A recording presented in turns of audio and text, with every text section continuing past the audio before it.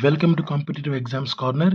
RRB, NTPC, జేఈకి సంబంధించి ఈరోజు మోడల్ పేపర్ 11లో ఉన్న ముఖ్యమైన జనరల్ అవేర్నెస్ బిట్స్ని ఇప్పుడు చూద్దాం. సో ఫస్ట్ది క్వశ్చన్, కాక్ బ్యాక్ పేరుతో కొత్త వర్చువల్ బ్రెయిలీ కీబోర్డ్ను విడుదల చేసిన సంస్థ ఏది? Answer Google. Next question, club energy switch off to switch on పేరుతో ప్రచారం చేసి ఎడిసన్ అవార్డు 2020ను గెలుచుకున్న సంస్థ ఏది? Answer Tata power. ఒకటి మీరు గమనించాలి, ఈ బిట్స్ ఏవైతే ఉంటాయో ఇది కొంచెం ఓల్డ్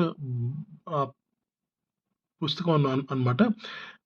సో ఓల్డ్ పుస్తకంని కూడా నేను ఎందుకు తీసుకున్నాను అంటే, ఇక్కడ ఆర్ఆర్బి ఎగ్జామ్స్లో ఎలా అంటే స్టాటిక్ బిట్స్ ఎక్కువ ఉంటాయి. స్టాటిక్ అంటే కొన్ని క్వశ్చన్స్కు ఆన్సర్స్ ఎప్పటికీ మనకు చేంజ్ అవ్వవు. అలాంటి బిట్స్ ఎక్కువ ఉంటాయి అన్నమాట, స్టాటిక్ బిట్స్. సో అలాంటివి ఇక్కడ ఎక్కువ ఉంటాయి కనుక నేను ఈ బిట్స్ని, ఈ యొక్క బుక్ని తీసుకున్నాను.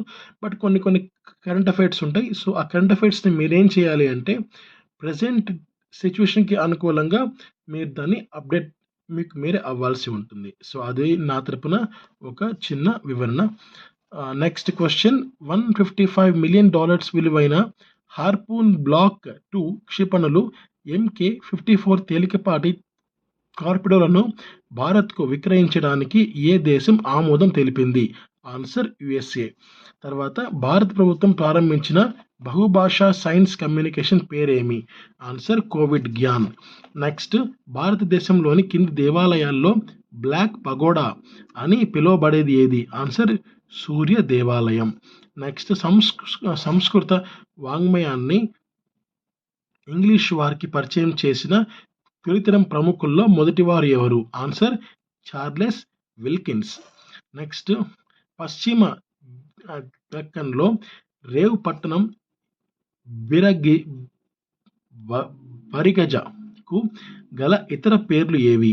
అంటే ఆన్సర్ భృగుకచ్చ, భరుకచ్చ, తర్వాత బ్రోచ్, ఇవన్నీ. సో అన్నీ కూడా రైట్ ఆన్సర్సే. నెక్స్ట్ క్వశ్చన్,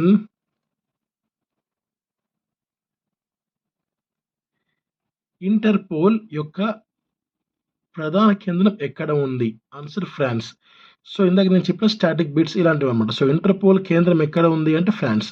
సో ఇది 90% ఇదైతే చేంజ్ అయ్యే అవకాశం అయితే లేదు కనుక సో దీనికి ఆన్సర్ ఫ్రాన్సే ఉంటుందన్నమాట ఎప్పటికీ. నెక్స్ట్, ఐక్యరాజ్య సమితి స్థాపించినప్పుడు దాని సభ్య దేశాల సంఖ్య ఎంతగా ఉండేది? ఆన్సర్ 51. సో ఈ బిట్ కూడా స్టాటిక్ బిట్టే, ఇది ఆన్సర్ ఎప్పటికీ చేంజ్ అవ్వదు. నెక్స్ట్, జాతీయ రహదారి NH1 ఏ నగరాలను కలుపుతుంది? అంబాలా, జలంధర్ గుండా ఢిల్లీ, అమృత్సర్లను కలుపుతుంది.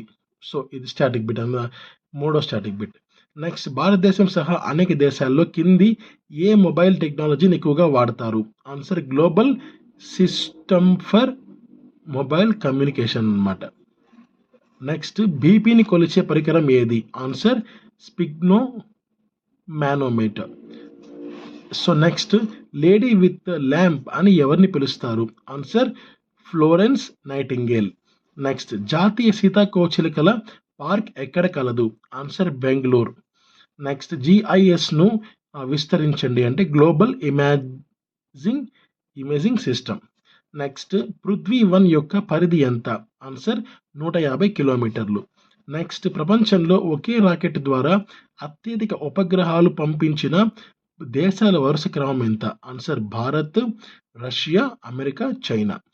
నెక్స్ట్, సబ్బు వస్త్రాలను శుభ్రపరచడానికి కారణం ఏంటి?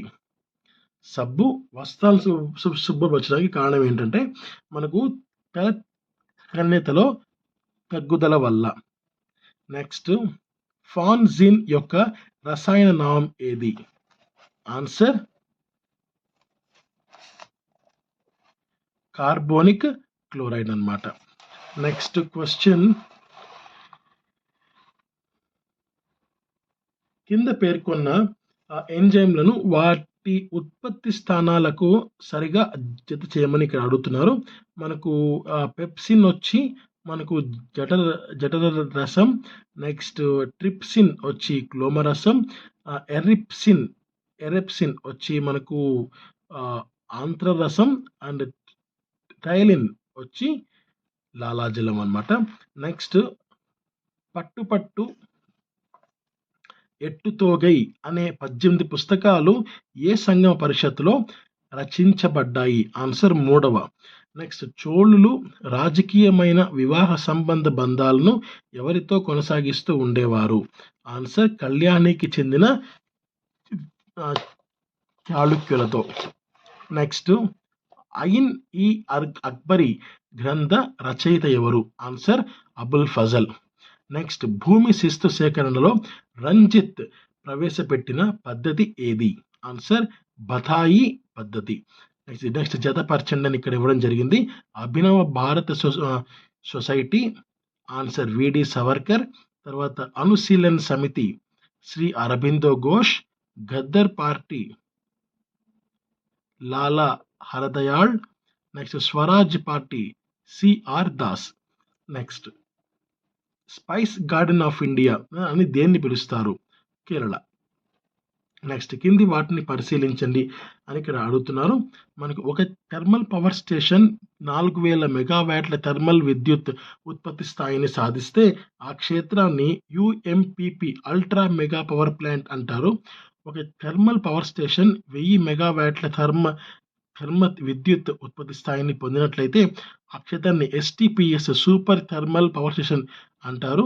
సో దీనికి ఏ బి రెండు కూడా కరెక్ట్ ఆన్సర్సే అనమాట. నెక్స్ట్ లోనార్ సరస్సు ఎక్కడ ఉంది అంటే answer is Maharashtra. Next question 89th question చూద్దాం మనం ఇప్పుడు.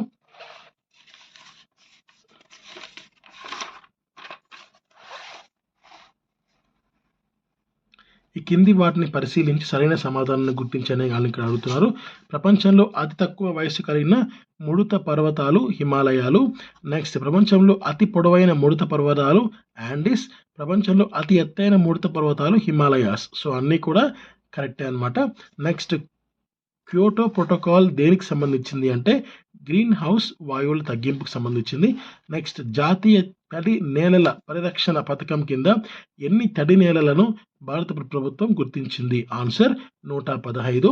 నెక్స్ట్ కాలుష్య మూలంగా కురిసిన ఆమ్ల వర్షం వల్ల తాజ్మహల్ పాలరాయి క్షయానికి గురి కావడాన్ని ఏమంటారు? ఆన్సర్ పాలరాయి క్యాన్సర్. నెక్స్ట్ జతపరచడానికి అడుగుతున్నారు. గ్రహించబడిన అంశం దేశం పేరు. రాజ్యాంగ సవరణ పద్ధతులు ప్రొటెం స్పీకర్ దేశాధిపతి నామమాత్రపు అధికారిగా వ్యవహరించుట న్యాయ సమీక్ష. సో దీనికి రాజ్యాంగ సవరణ పద్ధతులు మనము గ్రహించబడింది ఎక్కడ అంటే సౌత్ ఆఫ్రికా. ప్రొటెం స్పీకర్ వచ్చి ఫ్రాన్స్. దేశాధిపతి నామమాత్రపు అధికారిగా వ్యవహరించడం మనకి బ్రిటన్. న్యాయ సమీక్ష వచ్చి అమెరికా. నెక్స్ట్ కింది వాక్యాల్లో సరైంది. సో జిల్లాలో అత్యున్నత క్రిమినల్ కోర్టు జిల్లా సెషన్స్ న్యాయస్థానం. జిల్లా జడ్జిలను గవర్నర్ హైకోర్టును సంప్రదించి నియమిస్తారు. అండ్ సెషన్స్ న్యాయమూర్తి ఒక వ్యక్తికి మరణశిక్ష విధిస్తే అది అమలు కావడానికి హైకోర్టు ధృవీకరణ అవసరం. పైవన్నీ కూడా కరెక్టే. నెక్స్ట్ భారత సమాఖ్యకు అమెరికా సమాఖ్యకు గల సాధారణ లక్షణం ఏది అంటే మనకు ఏకపౌరసత్వమా లేకపోతే రాజ్యాంగంలో 3 జాబితాలు కలిగి ఉండడము, ద్వంద్వ న్యాయ వ్యవస్థ, రాజ్యాంగాన్ని వ్యాఖ్యానించేందుకు ఒక సమాఖ్య న్యాయ వ్యవస్థ. సో ఇది రైట్ ఆన్సర్ అవుతుంది. నెక్స్ట్ ఈ కింది ఏ కమిషన్లలో ఒక మహిళా సభ్యురాలు ఖచ్చితంగా ఉండాలి, తప్పక ఉండాలి? మనకు ఈ జాతీయ ఎస్సీ కమిషన్, జాతీయ ఎస్టీ కమిషన్, జాతీయ బాలల హక్కుల కమిషన్. సో ఈ మూడు కమిషన్లో కూడా ఒక మహిళా సభ్యులు ఖచ్చితంగా ఉండి తీరాలన్నమాట. నెక్స్ట్ జాతీయ ఆహార భద్రత చట్టం 2013 కింద ఏ ప్రభుత్వ కార్యక్రమాలు పథకాలు వర్తింప చేయబడతాయి? ఆన్సర్ మనకు మధ్యాహ్న భోజన పథకం, సమీకృత బాలల అభివృద్ధి పథకం, ప్రజా పంపిణీ వ్యవస్థ, buffer stock management. So ABC మాత్రమే వర్తింపజేయబడతాయి. ఆహార భద్రత చట్టం కింద ఈ స్టాక్ అన్నది ఉండదన్నమాట. నెక్స్ట్ ఇనాం అనగానేమి అంటే అన్ని వ్యవసాయ ఉత్పత్తి మార్కెట్ కమిటీలను మరియు ఇతర యార్డ్లను అనుసంధానం చేసి ఒక ఆన్లైన్ మార్కెటే ఈ నామ్. నెక్స్ట్ది నాబార్డ్ సంబంధించి కింది వాటిలో సరి కానిది అంటున్నారు. ఏది రాంగో అది మనము ఐడెంటిఫై చేయాల్సి ఉంటుంది. ఆర్ఆర్‌బీలు, సహకార బ్యాంకులు, ప్రాథమిక సహకార సంఘాల తనిఖీ బాధ్యత దీనికి ఉంది. సో, దీనికి సంబంధించింది కాదది ఆర్ఆర్‌బీ. సో, ఈ ఆర్ఆర్‌బీ అనేది రిజర్వ్ బ్యాంక్ ఆఫ్ ఇండియా కంట్రోల్‌లో ఉంటుంది. నాబార్డ్ కంట్రోల్‌లో ఉండదు. సో, ఇది సరికాదనమాట. అండ్ లాస్ట్ క్వెషన్, ధరల్లో హెచ్చుతగ్గులు, అస్థిరంగా ఉండే వస్తువుల ధరలను పరిగణలోకి తీసుకోకుండా ద్రవ్యోల్బణాన్ని లెక్కకడితే ఆ ద్రవ్యోల్బణాన్ని ఏమంటారు? ఆన్సర్ మూల ద్రవ్యోల్బణం. So, thank you. Stay tuned. జై హింద్.